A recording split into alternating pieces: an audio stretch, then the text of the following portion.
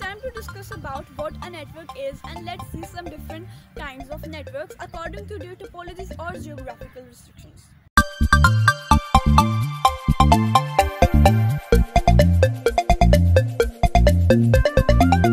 Hello everybody, this is Sara. Welcome back to my YouTube channel. Hope you guys are having a great day and a great week. So today we're going to talk about networking basics. So let's see what is a network. Okay, so network is a group of two or more interconnected computers. There are some other devices connected to them like mobile, printer and any other thing you want to connect to. So this is network. So let's see what are some types of network. So okay, a computer network, also you can simply call it a network. A network is a group of two or more computers that are interconnected to some other devices, as I told, like mobile, printers, phones, etc. Anything you want to connect to. Okay, they are either connected through cable, wireless technologies or fiber channels. Okay, so they are wireless technology include infrared, radio waves or satellites, etc. There are many things. Okay, so let's talk about nodes. Let's see what a node is. Okay, the hardware and computer devices that are connected in a network are called nodes. And network nodes, network nodes can communicate with each other in order to exchange data, files, messages, and they can share devices. So let's see what are network topologies. So the way in which computer networks are interconnected with each other are called network topologies. So the most commonly used are point-to-point and bus topology, I think so. So let's discuss about them. A point-to-point topology is the simplest topology out there. It is very easy to set up. Basically, a point-to-point topology is very simple, as I told, and it can be dropped anytime it is not wanted. And conventional analog telephony also uses this. This means that this topology, point-to-point circuit, basically is set up dynamically for as long as is needed, and as I told, it can be dropped anytime it is not wanted. In bus topology, basically each node is connected to a single cable. It's also very simple to just set up. Okay, let's discuss about mesh topology, because it is rarely used, I think so. Yes, it is rarely used. Okay, fully connected mesh topology are very expensive for bigger networks. That's why they are used for nodes, smaller nodes, that networks that have smaller nodes, basically. Because another point is that it is very complicated to set up this fully connected topology for bigger networks, because it would be very hard to connect them, and that's why they are used for smaller nodes. So let's see what are network categories. So yes, networks are also split into some categories according to their geographical relationship with the nodes and some devices. Okay, so in specific, we only sometimes say they are LAN and WAN, but no, PAN and MAN, they are rarely used, but they are some network topologies. So I'm just gonna say the name. PAN mean personal area network and MAN mean metropolitan area network. So they are rarely used. So the most commonly used nowadays are LAN and WAN. So I'm gonna talk about them. A LAN, as the name suggests, local area network. It is to cover small areas like office, school, or any school, home, any that covers a small area. LAN covers a small area, as the name suggests, local. So a WAN covers a broader area that may exceed a country's border. For example, internet is a type of WAN. And as the name suggests, wide area network, WAN, it is wide, it covers a large area.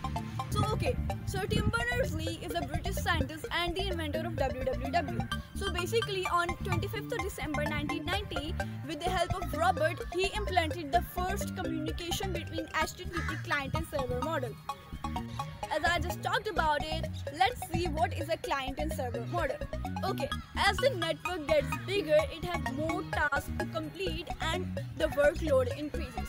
So that's why in order to partition the task and workload, there are some roles assigned to certain computers and networks. Some are clients and some are servers.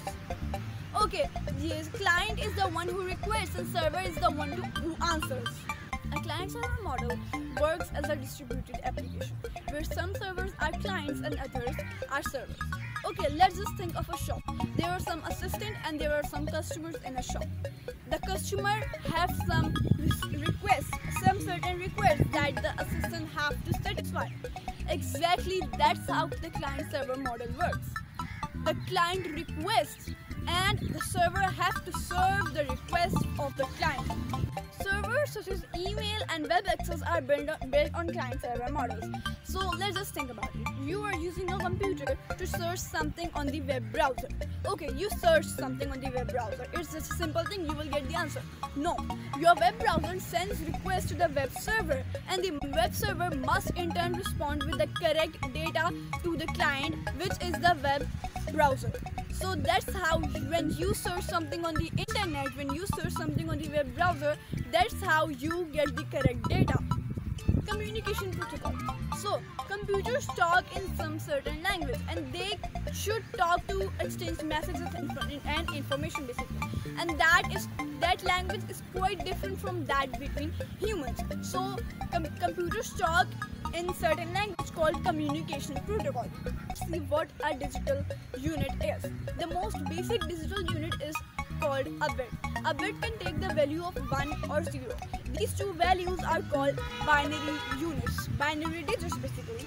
So the binary digits have various meanings, but the most famous one is activation, on or off, simple activation. Okay, as I told, a communication protocol is a way in which computers talk. Well, I can use the word talk because communication protocol defines the message format and the message should have a certain format to be able to convert messages and just share messages and information with other computers. So the message or the packet must have the certain structure. First, the header. Second, payload, and last, the trailer. A header contains protocol, packet number, receiver address, and sender's address. So second thing, payload. A payload contains information, data, the information that is gonna be shipped. So the last thing, trailer, contains the data to show the end of the packet. That you cannot call it a footnote, but it is a kind of a footnote to just show that the data has the information that I wanted to share to you has ended. As the technology evolves or as the technology grows, many requirements and users' requirements also grow. The most common requirement nowadays is network speed. Okay, so network speed is the speed that how fast the data is transmitted to the user or to the client. So the thing is that this is the most common requirement nowadays, and just wanted to involve the fact that the network speed is calculated in binary units. So if it takes 1 minute, 1 bit, 1 second to transfer 1 bit, it would be written at 1 bit per second. So it can be written as 1 bit PS, but most of the people write it as 1 bit per second. At the moment right now, ADSL, asymmetric digital subscribe line, is the most used technology that has able to increase the network speed. Then people also use VDSL, very hybrid rate subscribe line, and 3G and 4G. 5G is coming soon, and I think so that is going to be very cool because 3G 4G is very effective. So 5G, let's see how 5G works. Let's see how the internet works. You nowadays can transfer information, or you can just gain an information from the internet in seconds, literally in seconds, and that's how fast the internet is nowadays. So the thing is that internet, when you are connecting your computer to internet, that means you are connecting your device to a special kind of server that is provided by ISP, internet service provider, and that is very effective because that is very large server. So let's see, in the past, let's jump into some history. In the past, people used to go to public libraries to be able to exchange information, to be able to enhance their knowledge and information. Nowadays, you are sitting on your couch using your laptops to just gain information. That is very advanced because the computers in the past were so large. So the computer in the past was so big, literally, and now you can just fit a computer on your study table. That is very good, because if you jump in the past, you will see that people go to libraries, there were some certain specific places where computers were set up for public uses.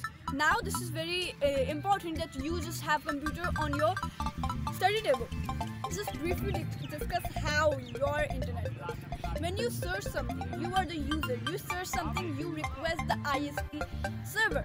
The ISP server forward their request basically to the web server. The web server searches the data.